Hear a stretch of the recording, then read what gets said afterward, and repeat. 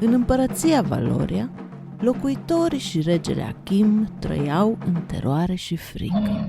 Un monstru uriaș și malefic, venit de nimeni nu știe unde, amenința viața oamenilor și animalelor, distrugea gospodăriile și provoca un cumplit haos. Degeaba trimitea împăratul oștiri înarmate până în dinți să alunge creatura. De îndată ce se apropiau și vedeau arătarea, oamenii înlemneau de frică sau fugeau încotro apucau fără să se mai uite în urmă. Le lipsea un comandant de oști, cineva care să conducă trupele spre victorie, care să inspire armata și să le fie exemplu de vitejie, să nu le mai permită să se risipească ca oile. Împăratul Achim, prea bătrân să mai lupte și destul de înțelept cât să nici nu încerce, trimise toți vulturii mesageri în împărățiile vecine cerând ajutor, dar nu venise niciun răspuns. Locuitorii Valoriei nu mai ieșeau din case săptămâni la rând. Copiii nu mai râdeau, cerul era întunecat, în afară de urletele amenințătoare ale monstrului, era o liniște deplină. Într-o zi norocoasă, un prinț foarte tânăr, dar și foarte viteaz, ajunse la palat după o călătorie de 16 zile călare, cu scopul declarat să ajute regatul să scape de primejdia zmeului. Mare fericire pe împărat, care auzise deja de curajul prințului. Îl întâmpină cu masă mare și camera cea mai bună din castel, îl îndestulă cu bucate alese și îi promise câte în lună și în stele dacă va reuși să răpună zmeul, chiar și pe una din fiicele lui de soție. Se știa că avea Achim 3 fiice care locuiau la palat și toate 3 erau de vârsta măritișului, dar puțin le văzuseră chipul, ceea ce generase destule zvonuri prin cetate. A doua zi, prințul găsi trupele speriate și demoralizate, dar bine înarmate, așadar porni mulțumit la luptă în aceeași zi, conducând oștenii în căutarea ligioanei. Priveliștea monstrului era într-adevăr greu de digerat. Înalt și înspăimântător ca o umbră, urletele sale prelungi răsunau în întreaga vale, scrâșnind în timpane. Văzând pentru a nu știu câta oară oștirea că se apropie, uriașul, fără a se sinchisi să se uite la oameni, continuă să urle și mai sinistru, își lungi brațul stâng și smulse un hambar mare pe care îl trânti de pământ, transformându-l într-o ploaie de așchi. Cu viclenie strategică și agilitate, prințul se pregăti mental pentru o luptă aprică cu creatura. Înainta fără teamă, plănuind lovitura decisivă și în același timp dând semnal arcașilor să atace. Scutierii înaintau și ei în pas ritmic. Mii de săgeți se înfipseră în spatele monstrului. Prințul își scoase sabia din teacă, fiind pregătit pentru o luptă pe viață și pe moarte. Monstrul nu se simțea însă deloc pregătit. Surprins de cât de usturătoare erau micile săgeți înfipte în spate și contrariat, probabil, de faptul că armata nu se retrase nici după urletul lui cel mai grozav, nici după aruncarea cu hambarul, se simți dintr-o dată agasat și copleșit de situația asta neprevăzută, așa încât o luă la fugă, lăsând un nor de praf în urma lui. Se minună prințul cât de fricos era monstrul și de asemenea răsuflă ușurat că a scăpat fără o zgârietură. Parcă nu-i venea să creadă că prezența lui era așa de înspăimântătoare. Când norul de praf din urma monstrului se așeză, văzu un fel de monoclu aurit pierdut probabil în goana dihaniei, îl ridică și îl puse la ochi. Văzu atunci o luptă cu adevărat sângeroasă între el și monstru, care dură 2 zile și 2 nopți. Văzu un final tragic, în care și el și monstrul uriaș mureau în acea luptă împreună cu 3 sferti din oșteni.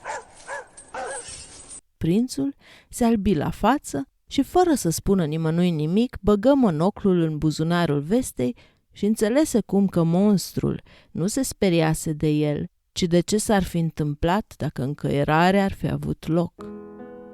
Poate dacă toată lumea ar putea vedea prețul unui război înainte ca acesta să înceapă, gândi prințul, ar fi doar pace. Întreaga împărăție vibra de bucurie.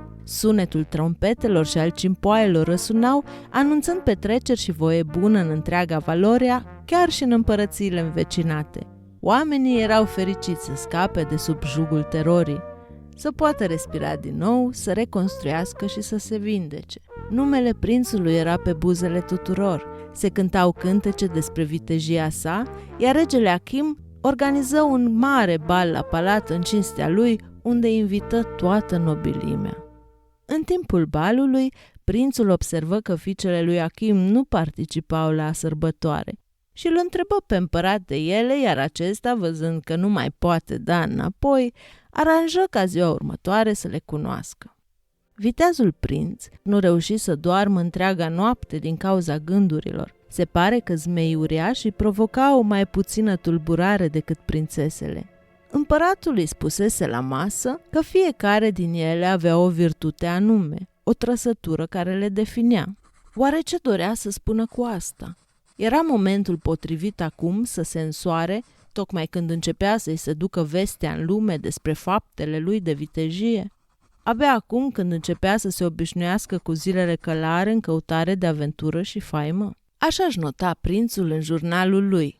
Soarele răsări vesel, fără să bănuiască nimic din preocupările nopții. Curtenii încă mai petreceau, iar alții încercau să-și revină de la atâta veselie. Prințul coborâ în sala cea mare a tronului, unde împăratul deja l-aștepta. Cu o voce blândă, pofti pe rând pe fiicele sale. Prima născută și cea mai frumoasă ființă din întreaga împărăție. Aș vrea să ți-o prezint pe fiica mea, Izabela.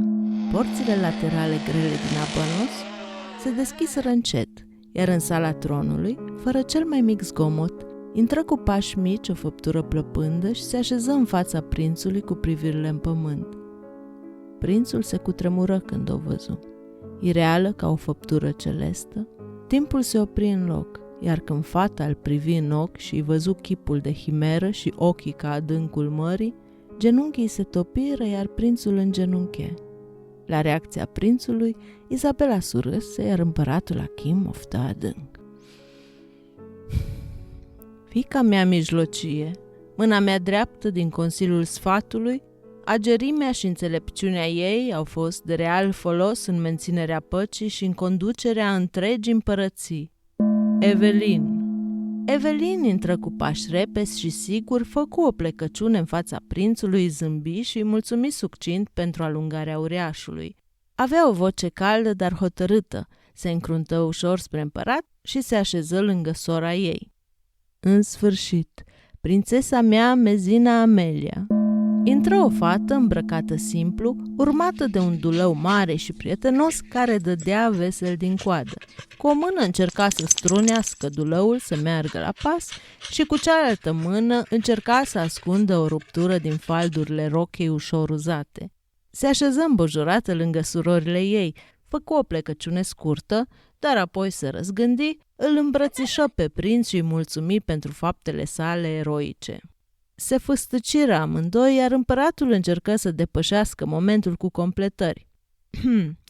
Amelia are întotdeauna grijă de cei mai săraci și mai ropsiți din regat.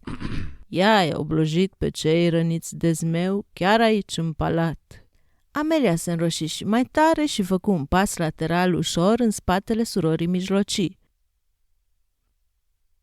Urmă o pauză ciudată și lungă, în care nimeni nu spunea nimic.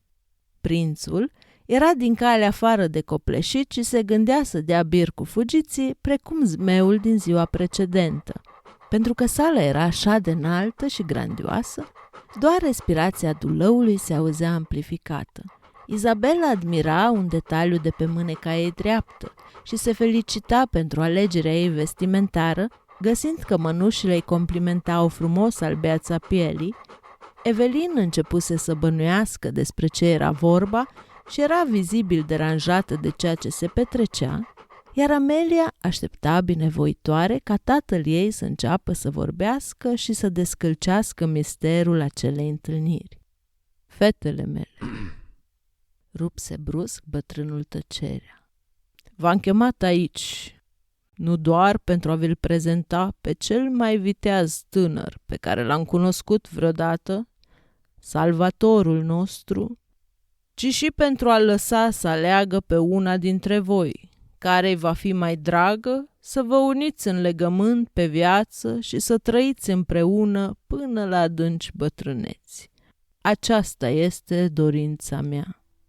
Cine nu a trăit vreodată într-un regat, nu știe că porunca regelui e lege și nu există să nu se îndeplinească. Era clar, prințul trebuia să aleagă frumusețe, inteligență sau bunătate. Abia acum înțelegea cuvintele împăratului și ce spunea de ună zi. Din prima clipă de când o văzuse pe Izabela, ochii lui deja aleseseră. Era atât de fermecătoare că de fiecare dată când o privea cu coada ochilor se simțea beat, plutitor și senin. Nu înțelegea cum asemenea ființă frumoasă ar putea să existe. Să-i cânte, să-i scrie poeme, să-i cioplească chipul în piatră. Era cât pe ce să-i spună numele cu voce tare și să-i confirme împăratului că a ales, când ceva din interiorul lui îl opri. Se gândi să pună monoclul la ochi și să se uite prin el la fată. Prin monoclu vedea că prințesa Izabela prețuiește podoabele și rochiile alese, neglijând spiritul. Vedea cum devenise posesiv și gelos, duelându-se cu oricine o privea prea mult. Vedea zile întregi fără conversații și o relație anostă. Frumusețea? Ce oare aș putea vorbi cu această ființă ireală decât să o pun pe un piedestal și să o privesc ca pe o statuie? Desigur, frumusețea desfată privirile în anii tinereții, dar mai departe, când timpul se arată în cutele feței, cu ce mai ajută frumusețea? Izabela nu, gândi prințul. Se uită lung apoi la Evelin. Ochii îi sclipeau și agerimea îi se citea în privire. Avea o prezență puternică și misterioasă. Înțelepciunea în drumul vieții o comoară rară, continuă monologul interior prințul. Orice drum întortocheat al vieții îl putem traversa dacă există o minte puternică care să știe să deslușească harta. O viață plină de conversații înfloritoare, de prosperitate și lumina rațiunii. Era cât pe ce să spună împăratului că o alege pe Evelin, când aceasta luă cuvântul ca și cum i-ar fi citit gândurile. Cu părere de rău, nu pot să accept așa ceva. Tatăl meu iubitor e recunoscător pentru faptele tale de vitejie. Cu toții suntem. Curajul te caracterizează, nobile prinț. Dar pentru mine, o viață solitară cu un prinț atât de tânăr în căutare de aventură și fapte eroice nu este potrivită. Locul meu este la palat, ca mâna dreaptă a tatălui meu. Surorile mele sunt o alegere mai bună, poate, cu regret și recunoștință pentru înțelegerea dorinței mele. Împăratul Achim se încruntă, dar pentru moment, pentru că prințul nu alesese încă pe Evelin, nu simți îndemnul să intervină și să-și impună dorința, mai ales că fata era într-adevăr de mare folos la curte, iar toată povestea asta cu alegerea uneia dintre fiice începuse să o regrete de când o propuse. Prințului îi păru fără cusur logica fetei. Precum știm, nici el nu-și dorea din calea afară de mult să se însoare și era de asemenea impresionat de cât de bine îl citise Evelin, dar se uită de curiozitate la ea și prin monoclu. Lucrurile nu stăteau prea bine cu el cel din viitor. La început era fascinat de cât de interesant vorbea Evelin, dar cu timpul însă, pentru că de multe ori se simțea inferior de cât de puțin înțelegea, începuse să-i poartă ranchiună. Se simțea apoi prost că simțea asta și începuse să se urască. Își petrecea majoritatea timpului singur și închis într-o cămăruță, citind și încercând parcă să recupereze, dar cu cât erau mai clare limitările, cu atât o disprețuia și mai mult pe Evelin. Prințului nu-i plăcea deloc ce vedea prin monoclu, așa că își opri privirile spre Amelia. Privirea ei era ca razele soarelui după multe furtuni și ploi. Bunătatea și gingășia creează lumi mai bune, vieți mai bune, gândi prințul. Bunătatea și generozitatea care pornesc dintr-un izvor nesecat aduc la rândul lor bunătate și generozitate. Oamenii devin solidari, se ajută, viața și greutățile trec mai ușor. Din nou dori prințul să spună că a ales și din nou se opri în ultimă clipă. Se uită prin monoclu. Văzu cum bunătatea Ameliei dădea speranță multor oameni. În timp însă deveniseră foarte săraci, pentru că Mezina încerca să ajute pe toată lumea, dând de pomană tot ce agonisea sărmanilor. Era bună cu toate ființele, dar nu și cu sine însăși. După un timp, pentru că stătea mai mult în preajma oamenilor bolnavi, se îmbolnăvi grav. Nu dori să vadă acel viitor mai departe. Cu niciuna din prințese nu se contura în viitor un final fericit. Pentru prinț nu era clar cum trebuia să aleagă. Prințesa sufletului lui nu trebuia să fie nici cea mai frumoasă, nici cea mai deșteaptă și nici cea mai bună, undeva între cele trei. Dar cum putea acum să explice împăratului, care cu siguranță s-ar fi simțit jignit și atunci poate ar fi uitat de recunoștință și și-ar fi petrecut restul vieții în temnița palatului. Te-ai hotărât, tinere? Întrebă împăratul, căruia acum îi era de-a dreptul milă de el și de impasul care îi se citea pe față. Evelin încercă să-i sară în ajutor. Poate are nevoie de un răgaz, tată. Un răgaz? Da, găsi salvarea prințul și îi mulțumi din ochi fetei. Desigur, timpul este prietenul cel mai bun în decizii. Un răgaz de câțiva ani îmi va fi suficient să discern care e alegerea potrivită și apoi mă voi întoarce la palat și voi anunța ce am decis. Să fie 3, încuvință împăratul Achim. În 3 ani se întâmplă multe, gândi prințul și strânse mâna bătrânului protector.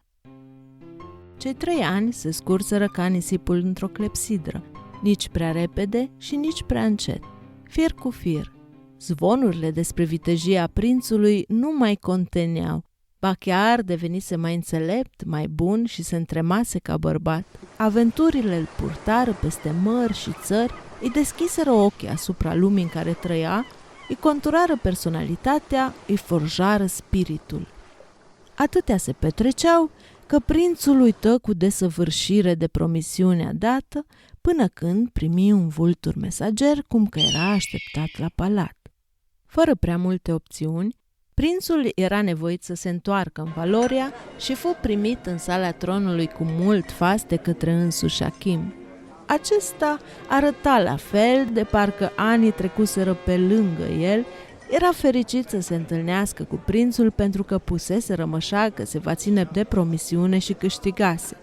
De altfel, era și curios, peste măsură, cu care dintre fetele lui se va căsători și începuse chiar să facă unele pregătiri discrete pentru nuntă în anticiparea marelui eveniment. Prințul, neavând o strategie clară nici de data aceasta, mai încercă o amânare și ceru să-și petreacă o zi cu fiecare dintre fete, înainte să-și anunțe decizia. Spre surprinderea lui, fetele erau neschimbate. Sperase că în cei 3 ani să-și cultive și alte pasiuni care să le rotunjească personalitatea și caracterul, dar pentru că nu ieșiseră deloc în lume și nici una cu alta nu petreceau timp, asta nu se întâmplase. Părea că dimpotrivă, Izabela devenise și mai frumoasă, Evelin și mai deșteaptă, iar Amelia era de o bunătate sufletească și mai mare. Se afla în aceeași cameră din palat, de parcă timpul ar fi stat în loc, și din nou nu putea să doarmă. Ce-o fi fost în capul lui să revină în împărăție?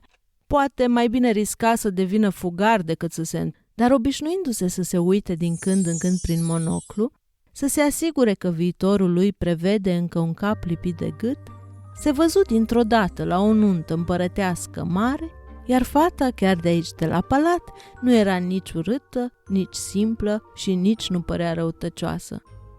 Avea o viață chibzuită și păreau fericiți. Cine era fata aceasta? Vedea cum împăratul sărbătorea nunta lor, deși nu o văzuse niciodată. Mai exista oare încă o fiică pe care o ținea împăratul ascunsă? Trebuia să afle până în zori, până nu era prea târziu. Ieși în grabă din odaie, fugind pe coridoarele labirintice, simțindu-și inima bătând cu putere. În cele din urmă o zări, în curtea palatului lângă fântână. În ochii lui era perfectă, ca luna care țesea razele strălucitoare în părul ei, iar el simți că era deja îndrăgostit. Cine ești? Ești una dintre fiicele lui Achim? De ce te-ai ascuns? Întrebă el în grabă în timp ce se apropia de ea. Nu mă ascund, răspunse ea natural. Am venit să iau apă de la fântână. Mă cheamă Ania, a spus privind în jos la reflexiile din apă. Unii spun că sunt și eu una din fiicele împăratului Achim, dar nu sunt o prințesă. Tu cine ești? Ești prințul de care vorbește toată lumea? Ania a ridicat ochii din apă, privirea ei întâlnind privirea prințului. Presupun că da, a răspuns el ușor amuzat. Au petrecut câteva ore împreună, conversația lor curgând ca și cum s-ar fi cunoscut de o viață, dornici să afle și mai mult. Când întunericul devenise prea dens, se despărțiră firesc, dar gândurile lor au rămas împletite, întâlnirea continuând în vis. Prințul se cufundă într-un somn adânc și liniștitor, cum nu avusese de mulți ani. A doua zi, toată lumea se afla în sala tronului așteptând marea alegere. Dacă în urmă cu 3 ani fetele erau foarte necăjite de decizia tatălui lor de a le mărita cu un străin, acum erau impresionate de diferența între prințul care alungase zmeul și prințul din fața lor, care avea o siguranță în pas și o noblețe în chip, vorbea înțelept și cumpătat și învățase să asculte și să observe. Toate 3 considerau acum prințul ca fiind o alegere minunată. Te-ai hotărât? Întrebă împăratul Achim. M-am hotărât. Prințesa Ania este alegerea mea, spuse un pic cam tare prințul. Se auzi un sunet colectiv de mirare generală. Împăratul uitase că mai exista și Ania la palat. Era o fată a cărei mamă murise de mult, iar Ania fusese prezentată ca soră vitregă a fetelor lui Achim. La palat nu era considerată prințesă. Oare cum aflase prințul de Ania? Se întreba împăratul. Este tot fiica majestății sale, insistă prințul. După înțelegerea făcută, și cred că este o alegere mai potrivită pentru mine. Achim nu mai putea da înapoi, pentru că nu voia să arate supușilor că este un rege care nu își respectă promisiunea. Slujitoarele au fugit repede să o găsească pe Ania, să-i spună noutatea și să o pregătească de întâlnirea cu prințul.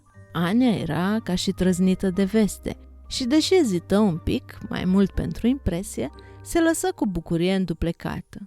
Izabela îi trecu destul de repede supărarea, interesată de rochia pe care să o îmbrace la nuntă. Evelin, având preocupări mai substanțiale, nu se lăsă afectată mai mult de 5 minute de decizia finală, iar Amelia se auto-intitulă domnișoară de onoare, fericită să o asiste pe Ania cu pregătirile de nuntă. Și-a fost o nuntă mare, o nuntă ca în povești. A fost poftit și zmeul, care se maturizase și el și devenise tare blând în acei 3 ani de când fugise din Valoria. Cumva, viziunea monoclului îi potoli dorința de distrugere. Fiicele lui Achim, care învățaseră o lecție importantă de viață, au început să lucreze împreună, să se dezvolte și să crească împreună. După ce s-au întors în aventura vieții lor, o călătorie în lumea largă cu multe peripeții, au preluat conducerea Valoriei și sub stăpânirea lor, regatul a atins culmi de prosperitate ca niciodată înainte, devenind cel mai frumos, cel mai prosper și cel mai îndrăgit regat care a existat vreodată. Cei 2 îndrăgostiți au trăit și ei o viață nobilă și frumoasă, rămânând un exemplu de iubire în toate cărțile de povești. Cât despre împăratul Achim, neschimbat până în zilele noastre. Sfârșit.